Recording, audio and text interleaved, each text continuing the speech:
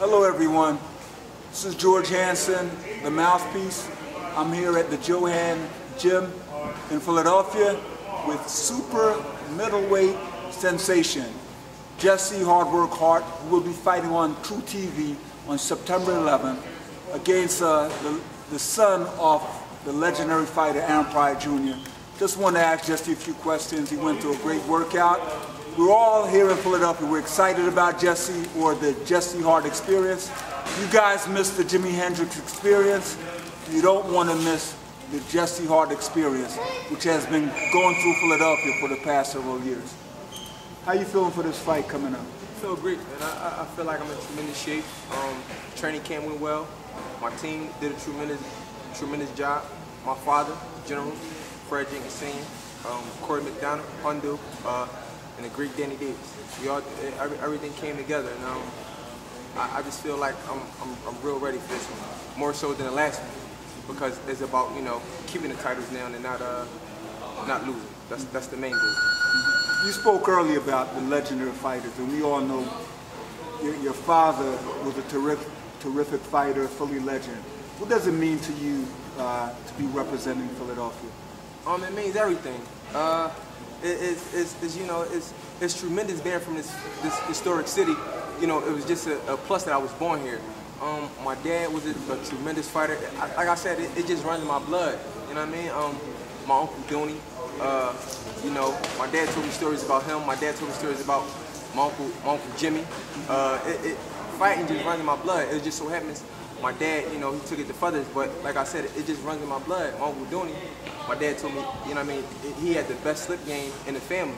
Couldn't be hit. My Uncle Jimmy, he stayed to the body, my dad used to tell me. Things like that, you know, the heritage of my own family fighting. And it just so happened, like I said, my dad took it to feather. My dad was rated number 3 in the world at one point in time at middleweight, and that's just, you know, that was a goal. Like, you know what I mean? That's just like, you know, now I got to take it further than he did. You're 17-0, 14 knockouts. People are expecting huge things. Where will this fight lead you? I think it will solidify me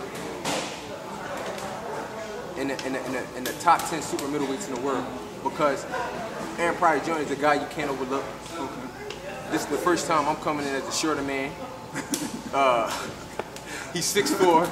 I mean, this is the first. Everything is the first time. You know, we both have that 15-round blood in us. My dad comes from that 15-round era. His dad comes from that 15-round era. It just has all of the makings to be a tremendous fight. But just know, I'm coming out on top. No matter where you put me at, I'm coming out on top. No matter how it happened. Like I said, how I felt today, and I go on how I feel. This fight is not going the distance. Once again, I said that about the last fight, and I took him out in 6. This fight will not go past 4. That's what the kind of pace we set, and that's what kind of press, what kind of fight I'm looking for. Well, one thing that's most impressive about you, you know, Tommy Hearns is my favorite fighter of all time. You always say that. Tommy Hearns has never had a feeling out round. Right. I've been watching you since the amateur. Right. Jesse Hart has never had a feeling out round, whether amateur fight, sparring session, or pro fight. Right. Why? I don't believe in that. You know, it's just like why fill a guy out? You know what he's trying to do to you. Okay. You know what I mean? My dad, I think that comes from my dad though. If you watch my dad and Ken Hayward, right, that first round, my dad walked right to him and got it. It wasn't no filling out. Right. It wasn't no, hold it, let me see what I can do to fill. Right. My dad walked right to him and laid him down. That's what type of fight I am. You know what I mean? It's just in the bloodline. You don't look and feel nobody out. People can say, well, you're not cautious enough. You don't think enough. I pull the trigger. I'm pulling the trigger. I don't look for, you know, being cautious, because if you're cautious and you looking for something bad might happen. You got to shoot your shot first. Amen. How is it? I got to ask this. Outside the ring, you're always jovial, got a sense of humor. Right. Everybody loves you. Right. The bell rings and something happens to you once the bell rings. It's like Jekyll and Hyde. Yeah. Help me to understand that. I can't help you understand something. I don't even know the answer to myself, Coach. Okay. I don't understand it. It's just like, when I hear that bell, man, it just seems like it's a different type of feeling I get in my body, in my bones. It's like I wanna hurt you. And that's what my dad instilled that in me. You can't play with boxing. You know what I mean? He schooled me to the game. Guys that's walking around, you know, messed up, you know, they took too many hits, and they were great. But my dad said, when he was fighting, he seen them guys, and he used to call a guy that was messed up, you know, took too many shots. Right. They call him great. My dad was like, how he great? He's walking around, you know what I mean? Messed up. And these were things my dad would tell me. I'd be like, Dad, well, you know, why you take this thing so, like my dad took it as a life or death matter. It's not like in between with him. It's like, it's not a basketball game. It's not a football game. He take this thing like life or death. You can die in there. You want to die or you want to live. What you want to do. And I think that's what just, that turns that switch on. Like now it's time to bring you to your demise, because if I don't do it to you, you're going to do it to me. And I think that's what just it comes to. You do know, as you move up the ranks, it's going to cost you a lot of money to get sparring partners.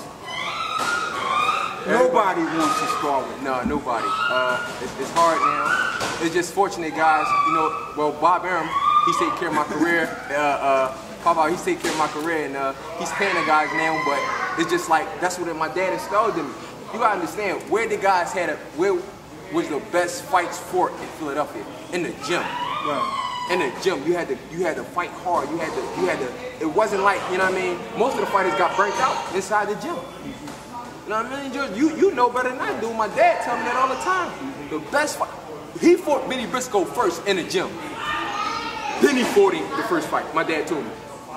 How old were you? 16 when you first fought him? How old were you? 17 when he first boxed Benny. And he ain't take it easy. And he ain't take it easy on my dad. So when you got that, and I can give you one better.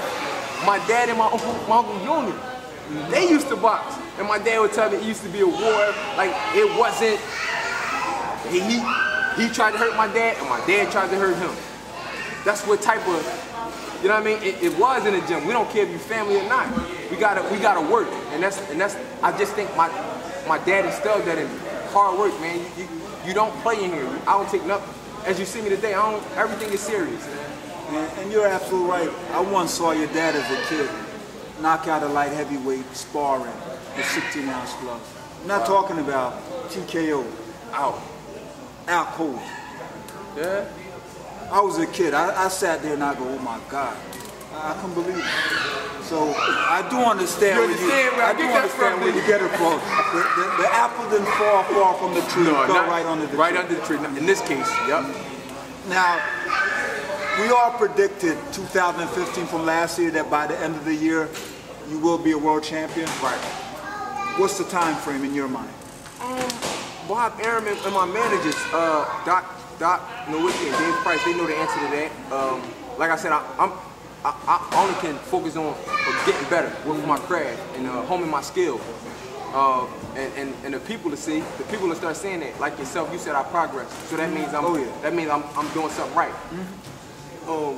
I let the people be the judges of when I determine, and my promoters when I determine what determines for me to be in position to fight for a world title. As you see, I got regional titles now.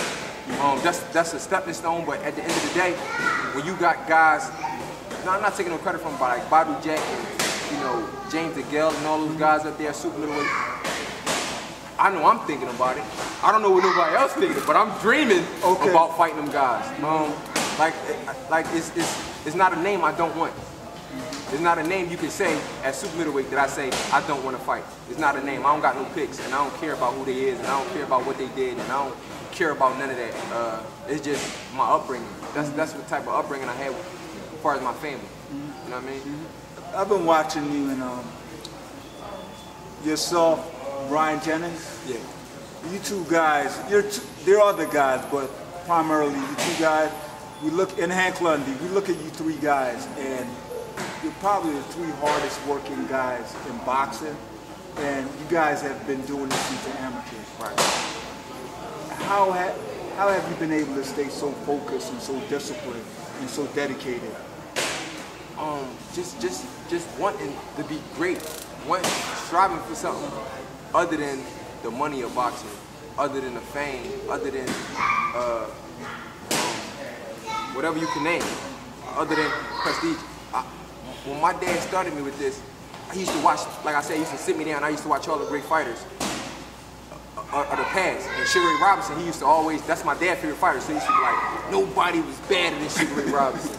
He used to always say, nobody can beat him, he was the best. I mean, that's what I want you to look at. And when I watched him, the goal was for my dad when he was boxing to be better than Sugar Ray Robinson.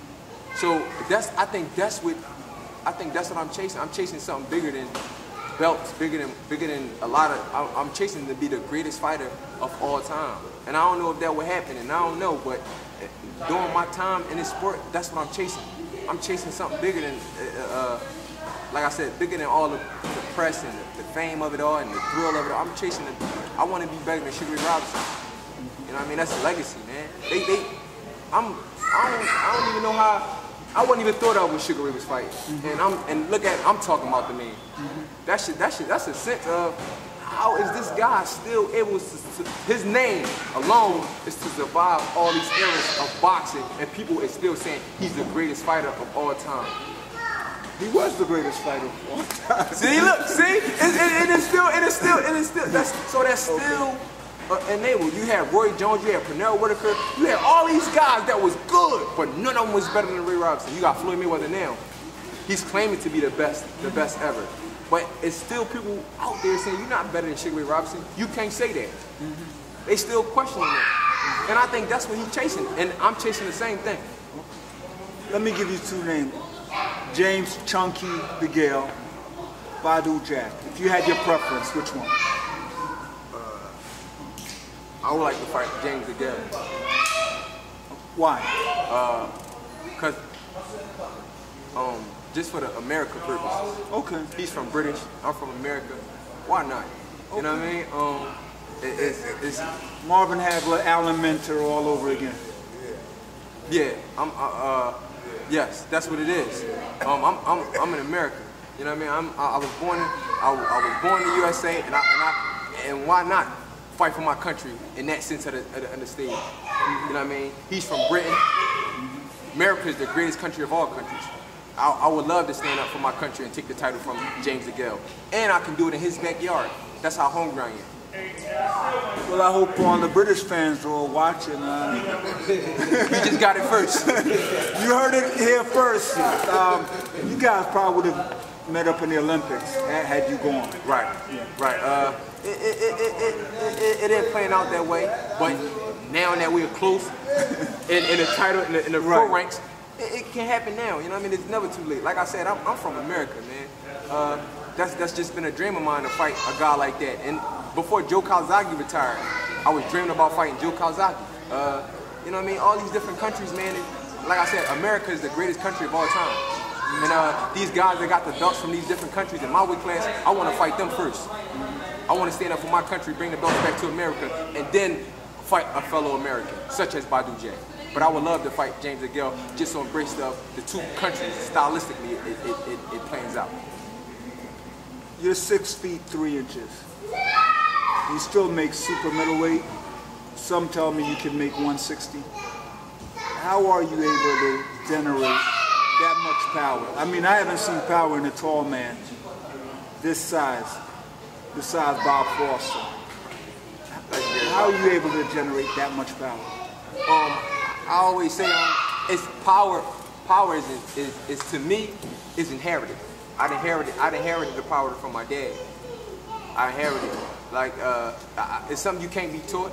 It's something you can't train for. Because we look at Timothy Bradley, and he got all the muscles in the world. He can't punch through a wet paper bag. It's not taking nothing away from Timothy Bradley, but it's shots that he hit people with, and they don't go flush. And I'm like, how? You know what I mean? And my dad, and I was told by an old time trainer, well, not an old time trainer, old time cut man, Leon Tabbs. Oh, Mr. Tabbs. Yeah, he said power can only be inherited, and I think I inherited the power from my dad. I think that's where that come from. It has nothing to do with my work ethic. Everybody work hard, everybody lift weights, everybody do all things to generate power, and they still can't get it. So in my mind, I believe that now. Like it has to be inherited.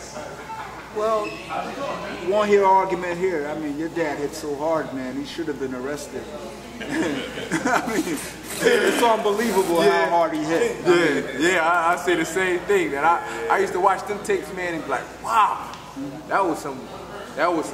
Even, well, like I said, it's just in my family. My Uncle Dooney could punch real hard. And like I said, he had a wonderful, tremendous slip game, but he can punch as well. My Uncle Jimmy can punch as well. Dig to the body type of fighter. It's just everybody in my family that I know of, that my dad told me about, that was in a boxing game, could punch. My dad always said it's just something. But my dad, he had a tremendous left hook. It was just that's just in it. You're married. Your little daughter Halo is here. I mean, quite the entertainer running around the gym. How much does that push you to greatness? That pushed me that much harder, man. Like I said, well, yesterday we just enrolled at the private school. Okay. I was like, I put it out to the world because I was so happy about it. Yeah. You know what I mean? These are the things this is what I sacrifice so hard for. This is what I grind like blood, sweat, and tears. I put it in to get my daughter the best education. I think that's most important. I don't think about no clothes and no fancy things to give her, because when I'm dead and gone, that's what she's gonna have, an education. Okay. You know what I mean? When I'm long gone, who knows? You know what I mean? Like I said, I go out there and I put my life on the line every time I fight. You know what I mean, Joe? I go out there and I put my life on the line every time I fight. So who knows when it might be over for me? My job is now to give her the best of education that I can give her and provide that for her. And that's what like I said, it pushes me that much harder. It pushes me that much harder, man. I mean, I already had work ethic, but I think it's detrimental here. It's like it's detrimental. Well, you're 9 days away. Look into the camera. Tell the fans why they should tune in to True TV on September 11th. I know why. I'm tuning in. I'm always tuning in to the Jesse Hart Experience. Well, I'm gonna give it to you like this time. You should tune in to True TV on September 11th. Because one, I'm going to be the future of boxing. Not just of my weight class, I'm going to be the future of boxing. Mayweather is going after this fight. Mayweather is no more. So now you gotta look at who's the next up. And I'm going to be the next one to carry my sport and generate the crowd and excitement. I'm an exciting fighter. I bring excitement, I bring knockouts, and I mean, I got charisma, character. I got everything that the fans of boxing is looking for. So that's why you should tune in September 11th. And like I said, you don't know, man. You don't know what you might get that night. You don't know. It's going to be a historic moment for me. There you have it, fans. Jesse, hard work, hard. Hard work! Work hard! Hard work! Work hard! Work hard! I tell everyone, tune in on September 11th. You guys missed the Jimi Hendrix Experience. You don't want to miss the Jesse Hart Experience. To all my British fans and James, Chunky, Miguel, get ready. Jesse Hart is coming for you. Coming for you. Take care. Thank you for watching. All right, man.